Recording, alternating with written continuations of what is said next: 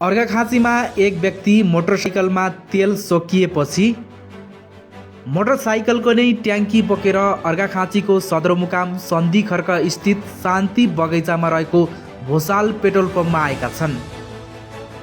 बजारमा अहिले तेल सहज रूपमा नपाएको भन्दै उनी अहिले मोटरसाइकलको नै ट्याङ्की बोकेर आएका हुन्।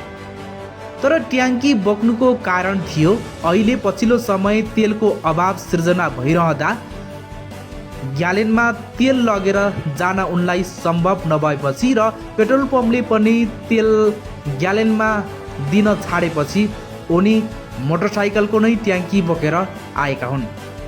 आज सहायक प्रमुख जिल्लाधिकारी झबिलाल भट्टराईको नेतृत्वको टोलीले सदरमुकाम सन्धि खर्क लगायत अर्घाखाँचीमा रहेका पेट्रोल पम्पहरूको अनुगमन गरेको छ। उक्त अनुगमन टोलीले जिल्लामा पेट्रोलियम पदार्थको अभाव छैन, यसैगरी ग्यासमा पनि कुनै समस्या छैन भनेर एउटा तथ्य सार्वजनिक गरिसकेको छ। तथ्याङ्क सार्वजनिक गर्दा यी मोटरसाइकलहरूले पनि सहज रूपमा तेल नपाएको, तेल प्राप्त गरे पनि थोरै मात्रामा प्राप्त गरेको उनी चालकको भनाइ छ।